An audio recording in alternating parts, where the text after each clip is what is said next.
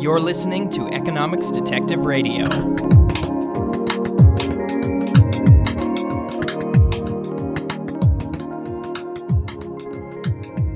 My guest today is Bob Murphy of Texas Tech University. Bob, welcome to Economics Detective Radio. Glad to be here. Thanks for having me. So our topic for today is climate change, and specifically what economics can contribute to the policy debate around climate. So, Bob, why don't you give me some background about how you got into researching this topic? Sure. So, let's see. I think it was in 2006. I had been working in the private sector. Originally, I had been a college economics professor at Hillsdale College, and then I went into the private sector, and then I left that job, and I was just, I was sort of at a crossroads, and I was friends with this guy, Rob Bradley, who had founded the Institute for Energy Research, or IER, which, and Rob has an economics PhD and, a background in Austrian economics. He got his degree under Murray Rothbard, actually. And so he had founded IER to be a think tank that specializes in energy from a market-based perspective, that, coming up with market-oriented solutions to genuine issues in energy, economics, and then climate change as that became a bigger topic. So it was 2000, maybe it was 2007, I think, actually, now I'm thinking about it, where he hired me to work for IER as an economist and analyst. And the project he set me on at that time was, he said, this climate change is just getting to be a bigger and bigger issue. And Rob was concerned that a lot of people, coming from the market-based perspective, they didn't really know the science behind it. You know what I mean? Like, they were skeptical of government intervention, but they really didn't. And so I got the various IPCC materials up to, the latest version at that point. The IPCC stands for Intergovernmental Panel on Climate Change. That's the UN's body that periodically releases all of the, some sort of summary of the literature in the various areas of the actual natural science, and then the economic impacts and so forth of climate change and mitigation policies. So that's how I got into it. And then that culminated in 2009. I had a journal article in the Independent Review where I had picked William Nordhaus's DICE model of climate change and climate economics, and he had an optimal carbon tax in that model. And I just went through, I summarized the model, and I just went through. So I had once I got the lay of the land, I had picked Nordhaus's work because I thought he was pretty clear, and his stuff was all open source. And, he had his galley proofs for a 2008 book called A Question of Balance. He had that PDF up online. So he was real transparent, and I understood he was taking the conventional negative externality analysis and just applying it to the topic of man-made climate change. And so that's how I got into it. And ever since, I've been working for IER, where I specialize on the economics of climate change. So like when the Obama administration had their working group on the social cost of carbon, I spent a lot of time, reading all their reports and writing largely critically on what they were doing. So I guess I'll stop by summarizing and saying so I'm definitely very skeptical of government intervention in the name of fighting climate change. But most of my work for IER has just been to show the public. I'm just quoting from like the IPCC or from Nordhaus's results or from the Obama administration's own materials, just to show the public that the case for aggressive government action is not nearly as strong as you're being led to believe. Look at their own materials. And I'm sure as you and I continue, I can get more specific, but that's the big picture of largely what I've been doing. Yeah. So many listeners will be familiar with Nordhaus as he won the Nobel Prize in Economics for these models we're talking about this year, 2018. So I guess one question that people might be asking themselves is, you're an economist, Nordhaus is an economist. What do economists in particular have to contribute to the debate on climate that climate scientists, people who build models of, how much carbon is in the atmosphere and whether there are feedback loops between carbon and global temperatures, et cetera, et cetera. What do economists, what's the value added from having economists look at this problem? Sure, that's a great question. And so I don't know what your other topics have been, so I apologize if some of this is redundant, but just to make sure I give my perspective fully. So, one big thing that I don't like about the climate change debate, at least the way it plays out in terms of U.S. politics, is people will, and you'll see how this relates to your question.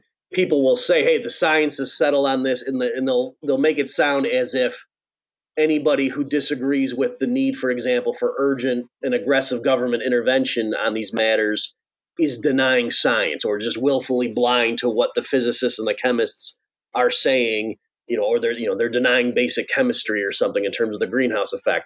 And that's just not true. So yes, like you can find statements from Sean Hannity or Rush Limbaugh or Donald Trump that make it sound like they're rejecting the natural science conclusions on this. But in terms of the debate among actual reputable people, that's not really where the debate has been for years at this point.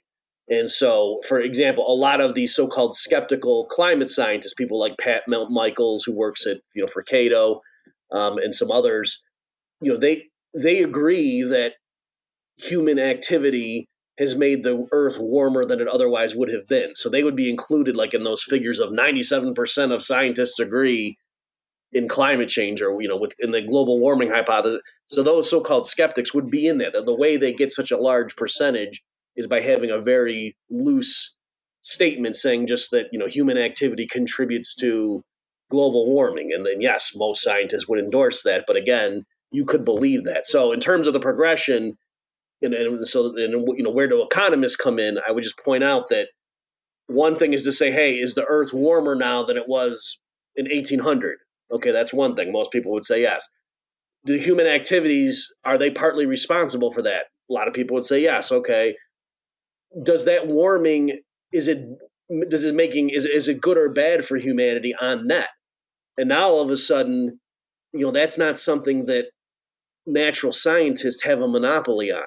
Right now, even at this stage, you start to see why economists or other social scientists might be involved, because it's one thing to document what's going to happen to coral reefs or the amount of the average surface temperature in certain continents or what have you over a certain time frame. That's clearly something that natural scientists are the experts on. But then to say what impacts will that have on human welfare? Well, now you're starting to talk about agricultural yields, infrastructure, how many elderly people are going to die in the winter, right? So this starts to get beyond the realm of just pure physics or chemistry. And then, okay, so suppose you even do answer that and say, yes, it is true that it would be better for humanity if global warming, let's say, we're capped at 1.5 C. Let's say we could agree on that. Then the next question would be, okay, is it going to make things better or worse if governments, impose various measures to try to reach that outcome, right? Like a huge carbon tax, for example. And so again, now that you're talking about taxation, that's clearly something where economists are the experts and they need to weigh in. So I'm not saying that they're going to be right or that they, are very knowledgeable on the topic. These are, very difficult things to model. But my point is, once you start talking about various government policies that might be used to affect human welfare vis-a-vis man-made climate change, clearly economists have to say something in there, because physicists or chemists or people who just broadly specialize in climate science, they don't understand the impacts. They don't know how to model tax policy. Even most economists don't know how to model this stuff unless it happens to be their area of expertise, right? Somebody who focuses on the minimum wage, labor markets, they don't necessarily know how to model the interaction, like what happens if you levy a carbon tax when you already have pre-existing income taxes and corporate income taxes and sales taxes and things like that. That's a very complicated thing. That's actually counterintuitive, and maybe we can get into that in a little bit. But a lot of the intuition, even in terms of, oh, well, there's a bad externality, and already the government's taxing good things like work and saving. So why don't we tax carbon and then give a tax cut to these other areas? And clearly that's that intuition's actually backwards. It's what's called the tax interaction effect. Maybe if you want to get into that in a little bit later. So I'm just saying that clearly economists have a lot to say on this stuff, because where the debate ends up going is recommending various government measures, including tax policy, to try to address this. And that's obviously something that economists need to weigh in on. Right. So it's not that economists here are sort of telling climate scientists, "Oh, you're doing it all wrong. Here's how you should have done that." It's a, complementary relationship between climate scientists on the one hand telling us the relationship between carbon and climate, and then economists on the other hand taking that as an input and putting it into models of human activity and growth and doing the big cost benefit analyses under various different possible policies. And so it's really a Yeah, case where just if I just jump in real fast, mhm, and I'll keep this part brief. Yeah, you're exactly right, and you're right. I probably should have said that explicitly. That Nordhaus, for example, in his so-called DICE model, it's this big computer model. He keeps tweaking it over time to make it better. Yes, what Nordhaus does is he goes to the latest literature and he as inputs. So in other words, what he's trying to do in that model is to show what's the quote optimal carbon tax. And so in order to compute that, you need to know, well, what's the negative externality? What happens to human welfare if an additional ton of carbon dioxide gets emitted in whatever the year 2020? So in order to even come up with that, he has to have in the model a simulation of the damages that accrue to humanity through various mechanisms, and in various sectors and so forth because of that. And so how could you, he clearly is getting results from what the natural scientists are saying, and he keeps updating it. And in fact, as the natural scientists are saying, oh, wait a minute, the ramifications of man-made climate change are worse now than we think they're worse now than we thought 20 years ago. You see that reflected in Nordhaus's the damage functions in his model. So in general, these things are called integrated assessment models, or IAMs. The Obama administration actually picked three of them. It was Nordhaus's DICE model. Richard Toll developed a fund model, and then there was also called a page model. And those were the three that, they're like leading candidates in this literature that the Obama administration picked, just to kind of round out the spectrum and, run their simulations through those three models and sort of aggregate the results, average the results. So yes, you're exactly right that the economists in this field do try to, continually update their models to reflect what the natural scientists are saying about the impacts. Because again, it's not enough. When you say something like, just to make sure your listeners are getting the trade off here, it's not enough just to say, oh man, if we have warming of whatever 2.2 degrees Celsius, this, and this bad things are all going to happen. That by itself doesn't mean, therefore, it makes sense to impose measures that prevent that outcome, because you need to know, all right, well, if, for example, we ban coal-fired power plants, well, then electricity is more expensive. And so then you need to look at and say, well, what are the downsides of that? And then you got to come up with some way of comparing the two. So that's what these models try to do. It's the reason humanity right now is using carbon-intensive energy and transportation methods is that those are cheaper than the alternative. Otherwise, this wouldn't even be an issue. It'd be a moot point. If it were cheaper right now for everyone to drive an electric car, you wouldn't need the government to force them to do it. So the issue is there's trade-offs, and clearly that's something where economists have a lot to say. yeah, it's very there's a common failure mode of identifying a harm and then just sort of saying, and therefore we must reduce it to zero. And this is something that comes up in many introductory economics classes. The idea that the optimal amount of pollution is not zero, the optimum amount of safety is not 100%. You in general, it gets more and more costly. You exhaust the cheapest ways to reduce certain harms, including pollution, and get diminishing returns. And at a certain point, it's no longer worth it to reduce those harms. That's the intuition you're getting at, correct? Yeah, exactly. And maybe I can give you a link. I have it at EconLib. I have my article this month in November of 2018 is on Nordhaus and so forth. And that's one of the things. That's partly why, like I said, I picked him as the person I want as my foil, even though I was critical of him because he was so transparent. So back in his 2008 book called A Question of Balance, that's the balance he's getting at. And he has a great thing where he shows, and I reproduced the table in the article so people want to see it, but just to give some of the highlights. So he's saying, so again, these numbers would change now because he thinks the situation's worse now than it was. But as of when he ran his model in the year 2007, the way the numbers played out, and this is just for illustrative purposes, but he was saying if governments of the world do nothing, there's going to be about $23 trillion worth of environmental damages in present value terms, right? So you look at it over a long time horizon, like 3 centuries, and then you discount it back to the present.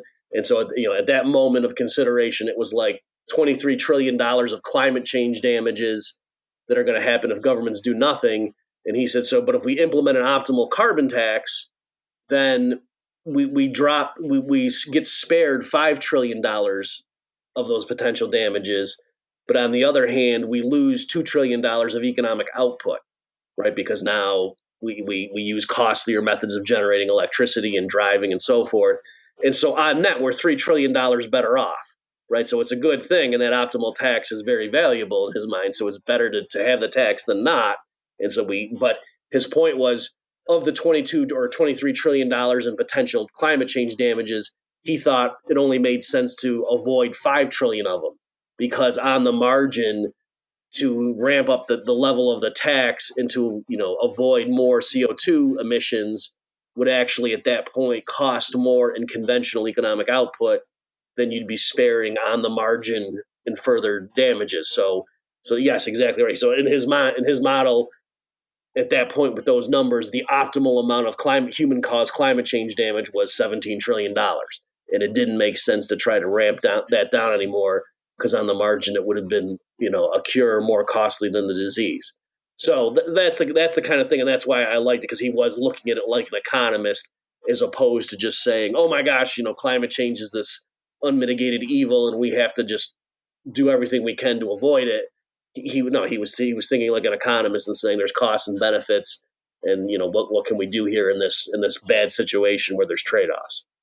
One thing I've liked in your work is you point out just how sensitive all these estimates are to discount rates. So would you care to talk a little bit about the way discount rates factor into these discussions, and maybe just in case anyone doesn't know, why do we put discount rates in our models at all? Yeah, great question.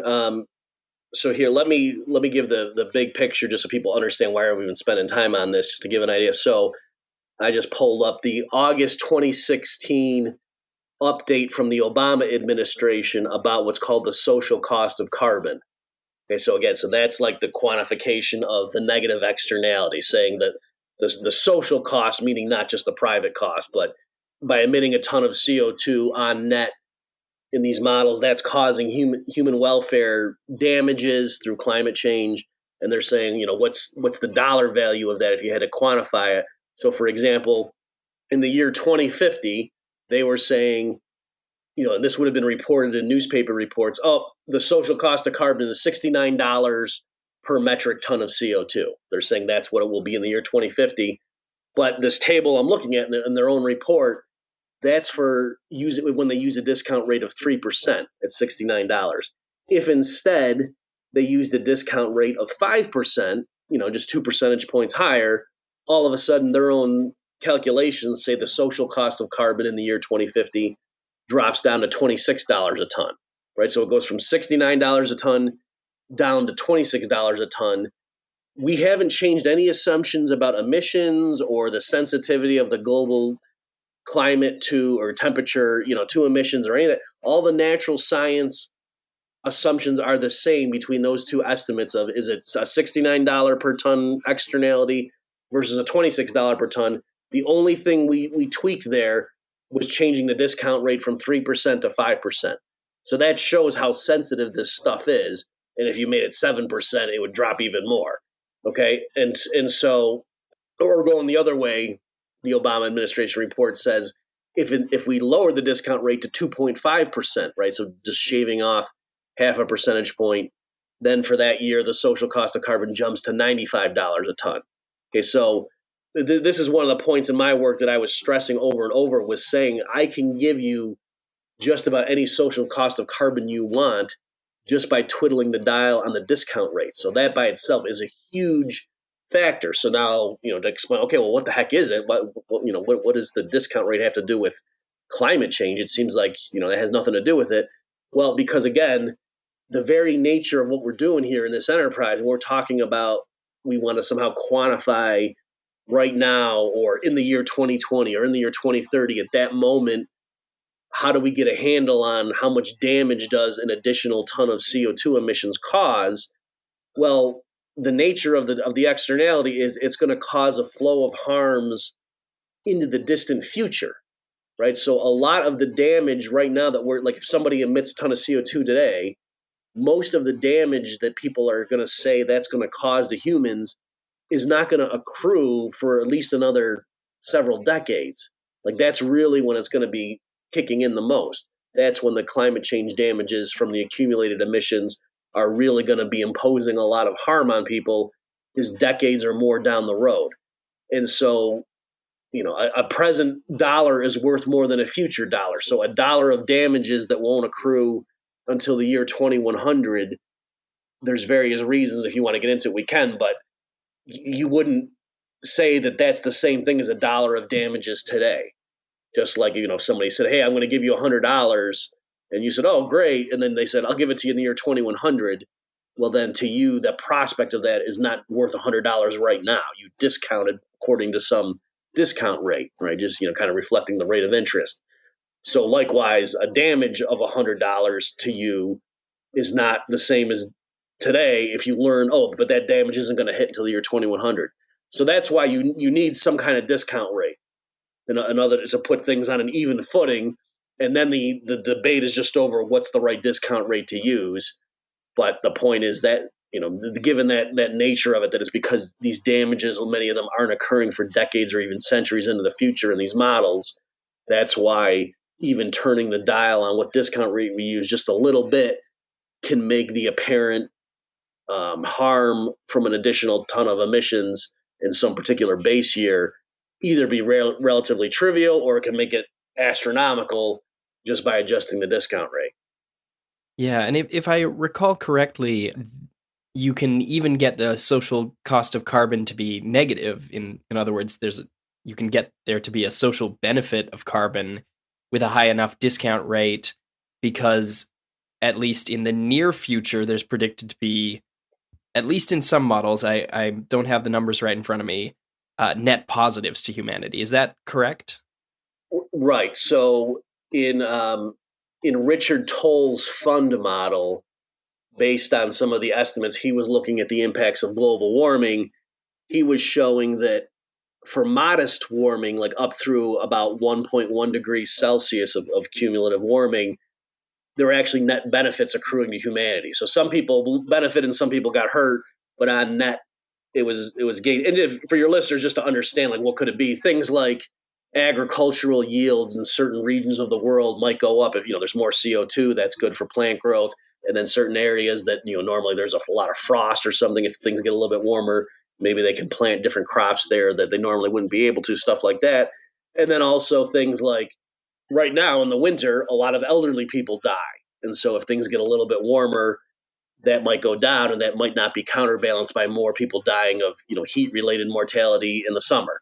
Okay, so one way to think about it is just it would be kind of a coincidence if the Earth were at the optimal temperature for humanity as of the year 1750, such that even a tiny bit of warming would make us worse off. Like, why would you assume that? What I'm saying is that it's conceivable that a little bit of warming would actually help people on net. So some of these economic studies looking at the impact of modest warming did indeed find that for a little bit of warming, actually humanity benefited, but then at some point, it turned, and then further warming from that point was a net harm. So in any event, if that's the way, if you think about it, okay, if that means that warming for a little bit helps humanity, and then it's only down the road that it turns bad. Well, then if you're using a higher discount rate, what does that mean? That means you put more weight on the present than you do on the distant future. And so the flow, so when you emit a ton of CO2 in those kind of models, what that means is actually that confers net benefits for whatever 15, 20 years, and only later by year 30 and beyond is it actually harmful. So if you're discounting a flow of first upfront benefits and then distant harms at a high discount rate, that can actually be a positive number. And so that's what was happening with some of these models that, and in fact, one of the ones that the Obama administration chose, that yes, with a high enough, like a discount rate of 7%, at least for a few decades, the social cost of carbon was actually coming out negative, meaning if you wanted to take these models at face value, the government should have been subsidizing coal-fired power plants because they're, they're not fully capturing all the positive benefits they're bestowing on the world by making the world a little bit warmer in the short term, right? So that's what was happening. And the last thing I'll say on this is the reason it was awkward for the Obama administration, and this is something I was hammering in my work at IER, is the Office of Management and Budget, the OMB. They had issued guidelines years before, just in general, to federal agencies saying, hey, when you do cost benefit analyses for your recommended policies or your proposed policies, just to make sure we're all on the same page and we're all, using apples to apples, we want you to use both a 3% discount rate and a 7% discount rate. And they got those numbers from looking at like consumption discount rates and the long-term cost of capital. That's where they got those numbers from. But regardless of the source, that was clear in the guidance that OMB gave to all the federal agencies, saying when you do cost benefit analyses, use a 3% discount rate and a 7%. They said you can use other ones if you want to, but you got to use those two. And then the Obama administration's working group, when it estimated the social cost of carbon, it didn't provide a 7% estimate. And I think that's because, it would have been too low. If they had followed that procedure, the alleged or the estimated social cost of carbon would have been really dinky. And so they just didn't report the number. And they gave reasons for why, because they said, we don't think it's appropriate in this thing. But again, they were just clearly ignoring. And it was so ridiculous that some of the estimates, of various policies, like things on energy efficiency and appliances, stuff like that, they had to, for these proposed federal rules that were going to, raise the amount of energy efficiency requirements for refrigerators for the home and stuff like that. They had tables showing what the benefits would be from these proposed rules. And the title of the column of the thing said at a 7% discount rate. And then there was an asterisk, and you go down and look, and it said, the working group has actually not provided us these numbers, so we're going to give the numbers they said for a 5% discount rate because the 7% numbers don't exist. So it was hilarious. Like they had to trumpet these things and, to follow the rule and label the table one way, and then in the footnotes explain we actually don't have these numbers because they refuse to publish them. So anyway, just showing the awkwardness that this stuff that it was at the point where if they had followed the rules, I think they would have been forced to publish social cost of carbon numbers that would have been very low, like $5 a ton or something, that everyone would realize, wait a minute, you're telling us this is a huge crisis, and yet this is a pretty modest tax. Yeah, it's the the discount rates are just such a there's a part of discount rates, like you mentioned, that the cost of capital, right? The fact that I could if we're talking about the example of $100 in the year 2100 versus today, I could invest that money. And so there's a real sense in which I've lost out on something by getting the money later. But then there's also the subjective element where, people in their lives and normal decisions tend to discount the future just because of impatience or whatever. And that element seems to be very it seems very out of place in these models, which I think if you're, viewing them from the outside, you're not very familiar with them, you think, oh, these are all really scientific and objective. But really, there's this factor that completely changes the outcome that, it's like the domain of like moral philosophy and like, okay, how much do we value our great great grandchildren versus our grandchildren versus our children, etc. It it's kind of a strange thing to completely change the calculus like that. Yeah, yeah, and I agree with you entirely. And so one thing that I would stress is again trying to disabuse people of this idea that this is something that just the scientists can inform us on. So this isn't so to say like what's the social cost of carbon in the year 2030, and we should use that estimate in order to guide setting a carbon tax, for example. That is not at all analogous to asking scientists, hey, what's the mass of the moon?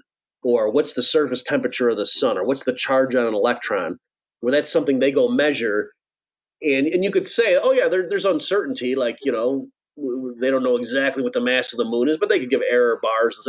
And so I think a lot of people in this debate, or at least a lot of the onlookers, believe that when we talk about, oh, yeah, there's uncertainties in the social cost of carbon around the year 2030, they think that means because we're not sure what's going to happen with, the ice sheet or something, or, we don't know about the circulation in the ocean. And those things certainly are sources of uncertainty. But again, I can say the social cost of carbon could be $10 a ton, or it might be $300 a ton, just by tweaking the discount rate in a range that is not obviously wrong.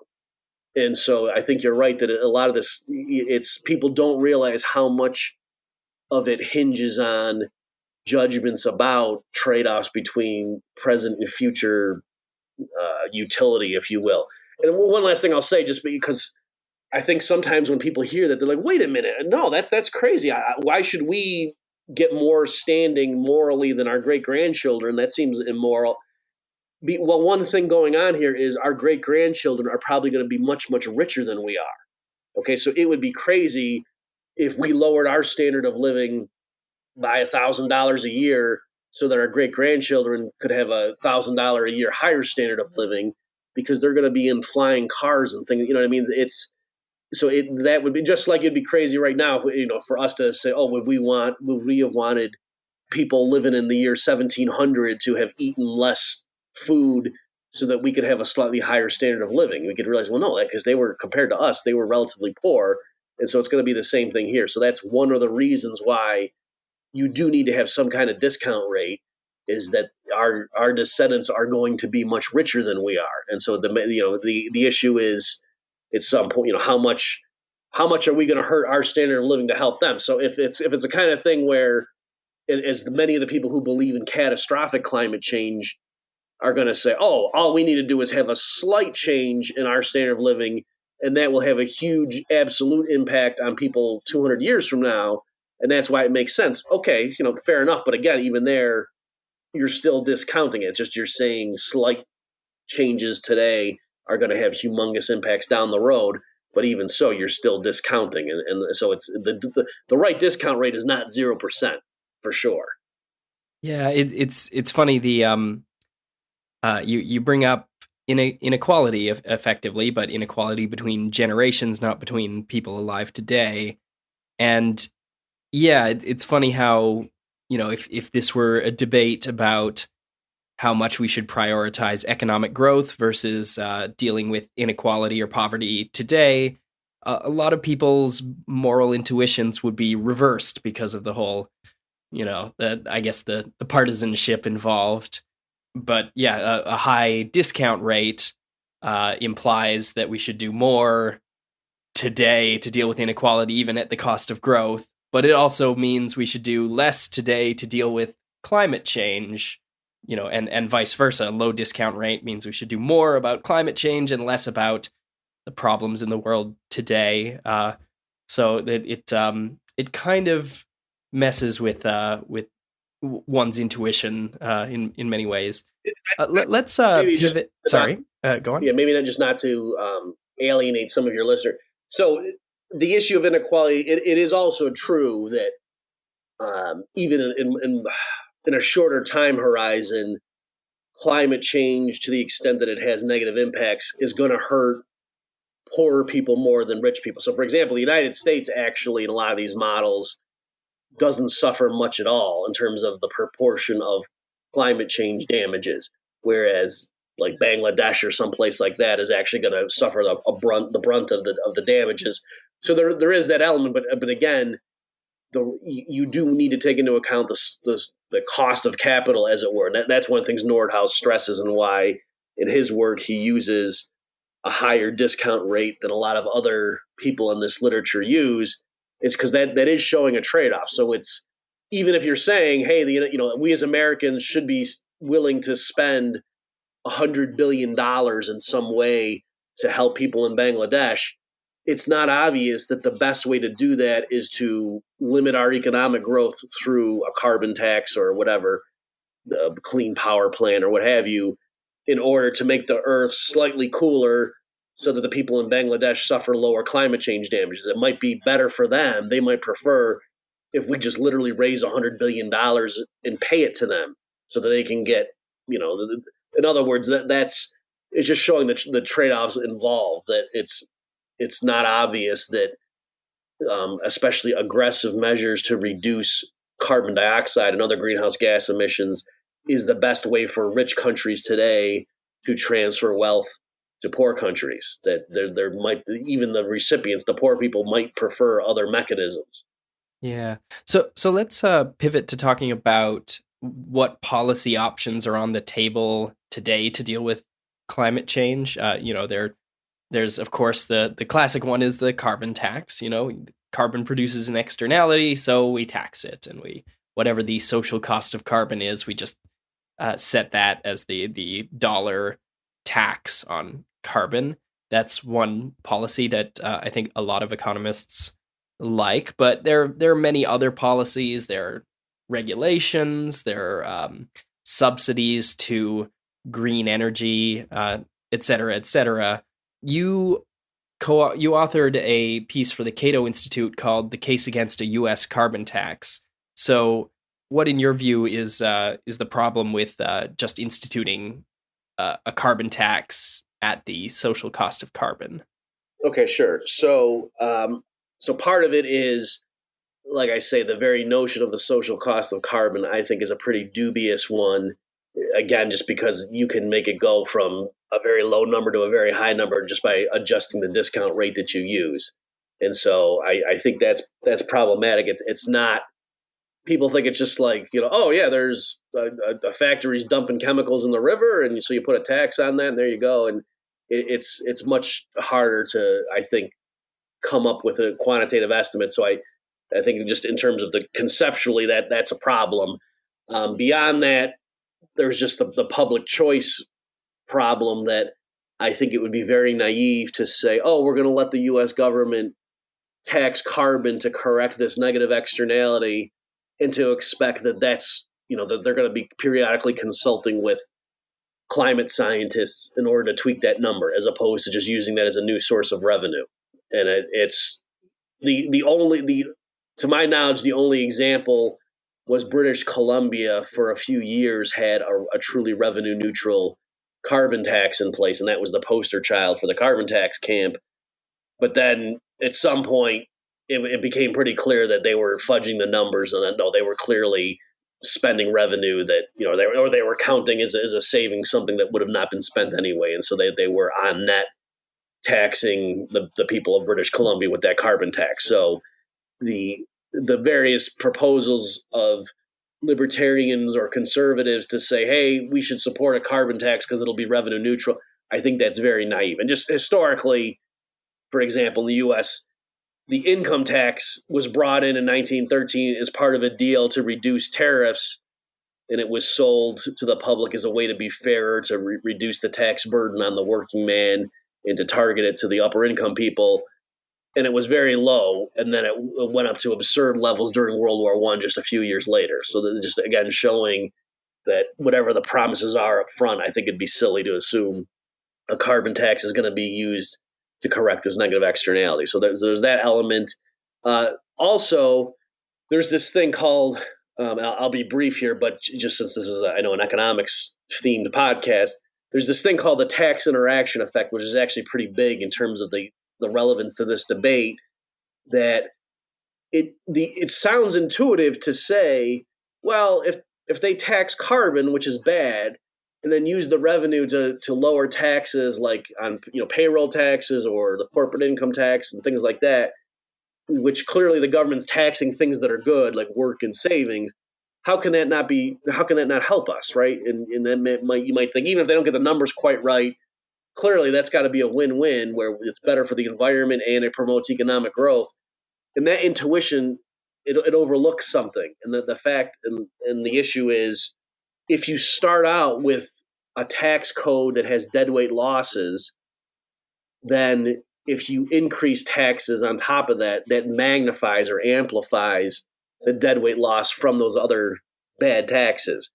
And so it's a little bit counterintuitive, but the idea is, depending on the numbers, even if you really did a revenue neutral tax swap where you levied a tax on carbon and then dollar for dollar the revenues you raised, you use to, for example, lower personal income taxes, with most of these models, the way they work, that would still hurt conventional economic growth. That would make GDP, not counting climate issues, but that would make conventionally measured GDP lower than it otherwise would be. And the reason is that even though the personal income tax ends up being a little bit lower because of the carbon tax refund, the fact that the carbon tax makes energy goods more expensive still means there's a bigger gap now when you're a worker between what you're actually generating and what your after-tax wages are. And so because there's a bigger wedge there, a bigger disconnect between what you're actually getting and what you're producing. And so workers supply less labor. Okay, so it's kind of a complex result, but this is pretty well established, and I can send you a link for your overachiever listeners who want to read more on that. But it's just showing that for those who are supporting a carbon tax because they think, oh, if they use the revenue to reduce other taxes, at least we'll get some benefit, that no, most of these models show that in general it's going to reduce economic growth. So in that context, then the last point I'll make here is this: it's obviously a global problem, climate change. And so the U.S. by itself unilaterally imposing a carbon tax is going to, that action by itself hurts Americans more than it helps them, even using the conventional models, because it hurts the U.S. economy, while the alleged benefits in terms of forfeited climate damage largely accrue to non-Americans.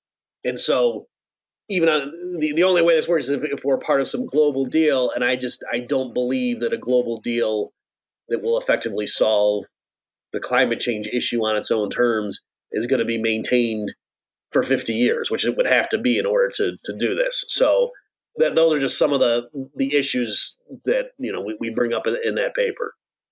Yeah. So the U.S. isn't even the biggest polluter going forward. The place where you'd have the most bang for your buck in terms of a carbon tax or reduction of pollution would be probably China, correct? Right, yeah. So even though historically the U.S. was responsible for a large portion of the total emissions, yeah, from this point through 2100, China and India are projected to emit a lot more CO2 and other greenhouse gases than the United States. So yeah. I mean, there's various calculations that the guys at the Cato Institute have done showing things like, even if the U.S. right now went on a crash course and zeroed out their emissions by the year 2050, and then had no emissions from that point forward, that action by itself, if the other countries of the world did whatever they're going to do, that would change global temperatures in the year 2100 by something like 0.2 degrees Celsius or something like that, maybe even 0.1. Okay, even though what I said is clearly not going to happen, there's no way the U.S. is going to go to zero emissions by 2050. So, but just showing that yes, U.S. action by itself is on the sidelines here. That's not really a large driver of this. And another thing too, I'll just say, because people might have been listening to what I said and said, "What are you talking about? There's a Paris Climate Agreement, and the U.S. pulled out of that. So no, we did have this worldwide agreement. What the heck?" Even people who are fans of a carbon tax and stuff will admit that even if all the governments of the world obeyed their INDCs, their pledges as to what they'll do under the Paris Climate Agreement, global warming is still projected to go. It's climateactiontracker.org is where people can go and look at this. It's projected to go to 3.2 degrees Celsius, right? So even though the UN's now saying we need to have 1.5C ceiling, and the absolute maximum we could possibly tolerate is 2C. Right now, if all the governments of the world did what they said they would do when they signed the Paris Climate Agreement, global warming is projected to be 3.2 degrees Celsius. Okay, so again, that's just showing like the farce of this, that these governments are not agreeing to do things that would seriously cripple their economic growth. And so I just think for people who are seriously concerned about climate change, putting your hope in a worldwide government agreement, I think is just a foolish waste of time. And you should be focusing on things like methods to suck CO2 out of the atmosphere, or other plans to, plant algae or something. That those are the techniques, or funding privately promoted innovation and battery design, things like that. That's the way humanity is going to solve this problem. If it really is a problem that's going to be a crisis, it's not through the government restricting emissions, I don't think.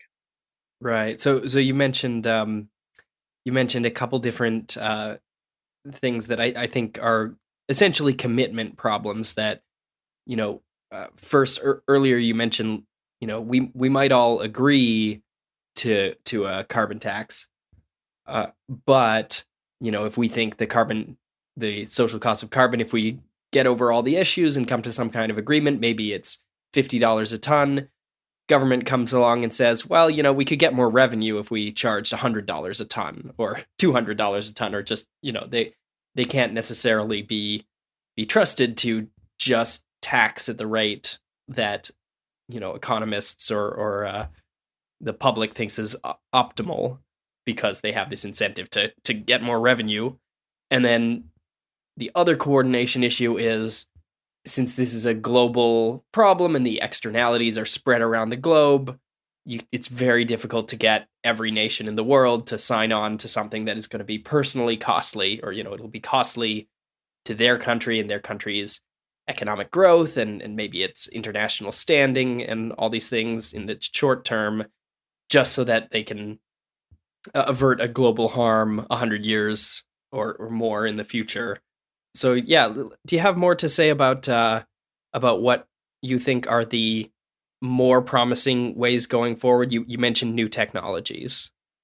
Sure. So I should mention, just to, the interest of full disclosure, I don't think that this is a huge crisis, right? So I'm not a denier. I endorse the basic idea that yes, the greenhouse effect is real, and I don't have a problem with people saying human activity is partially responsible for the observed warming since the pre-industrial times. But in terms of just the basic chemistry and physics of it, everybody agrees that amount of warming, just from business as usual, if governments didn't do anything, that would not be catastrophic. The reason in some of these models they get catastrophic results is they assume that there's positive feedback effects, where a little bit of direct warming from the direct greenhouse effect then causes other things to happen which accelerate the process. And so and that's why there's so much uncertainty over what is like the long run. It's like things like called the equilibrium climate sensitivity, or ECS. That's one of the figures people argue about in the actual natural science element or aspect of it. And so that's where the cutting edge researchers disagree, because it's obviously the global climate system is extremely complex. And well, gee, if there's more water vapor, well, then there's more clouds, and then do the clouds reflect the sunlight? There's all kinds of positive and negative feedback. So it's kind of hard to really model exactly what's going to be the impact for more carbon dioxide emissions. And so my point is just, I think partly what's going on here is some of the more alarming projections are occurring. They're not just extrapolations of observed trends in terms of, well, this is how much emissions were and this is how much observed warming was. They're saying, oh, well, in the 60s and 70s, there was a lot more soot in the air because of conventional pollution that reflected a lot of the light, and right? So, which may be correct, but my point is just there's a lot more going on in this stuff. It's not as obvious. They're not as sure. And so I personally don't think the warming is, I tend to, in other words, agree with people who think this isn't going to be as serious a crisis as others. But if it is, then yes, I think the solution is not going to be trusting the governments of the world to clamp down on carbon dioxide emissions in time. I think what it's going to be is, yes, there's various measures that people have proposed. There's all sorts of stuff that could be used either to directly deal with the problem or to buy humanity more time in order for some of these other measures to fully kick in. So, for example, when Mount Pinatubo erupted, and pumped all those particles in the air, and that reflected a lot of sunlight, the Earth was measurably cooler for a while after that. And so, on that same principle, some people have said, okay, well, what we could do is we could pump sulfur dioxide up into the atmosphere, and then that would reflect some of the incoming sunlight. And that would, so that would, even though the Earth is retaining more heat because of the greenhouse effect, because of higher CO2 concentrations, then still that would, by pumping sulfur dioxide up there, that would reflect some of the incoming sunlight. And so on net, that would postpone, or that would delay the total warming effect that you would normally expect. So there's problems there, but the idea, but they've done some estimates, and it's like they figure for $250 million, they could completely offset human-caused global warming. And so when you compare that to the many, many trillions of dollars that it would cost to make the economies of the world, stop emitting so much CO2, you can just see the disparity there. So that's one idea. People have thought about maybe fertilizing the oceans with iron so that certain types of phytoplankton, bloom more, and that they would then absorb more CO2 directly and then fall to the bottom of the ocean. Freeman Dyson, the physicist, the guy who invented the idea of the Dyson sphere, some of your listeners might know that. He thinks, we could genetically modify trees so that they absorb a lot more CO2 and store them and effectively bury them under the soil, right? So he's coming up with all sorts of proposals along those lines. And so we have several decades before any serious crisis hits, and then if you allow for things like pumping sulfur dioxide in the atmosphere, you buy yourself more time. It's just a matter of does that extra, the sulfur dioxide, does that cause problems that you also don't like? So it's not like, gee, we have to immediately cut emissions drastically or else there's no hope. There's all sorts of things people are coming up with. And what you'll see in these discussions is the people who favor either carbon taxes or direct command and control bans on coal-fired power plants, wherever, they are extremely hostile to people even mentioning these other possibilities because they're worried that, that's going to make the public and policymakers not do the things we want because they're going to think we've got these little magic tricks in our back pocket 20 years from now if we need it. And we need to, push for a carbon tax or whatever right now. So, but to me, it's very unscientific that there's people coming up with all these other possible ideas. And there's also now the ability just to directly take carbon dioxide right out of the atmosphere. Like they have these, you can go look on YouTube and go look at it. They got these huge fans that suck air through them, and they literally extract the carbon directly out of it. So right now that's expensive. Like it wouldn't make sense to do it. It would be cheaper to have a carbon tax. But if that technology improves down the road, they might just literally, if CO2 concentrations are too high, you just literally suck it right out of the atmosphere.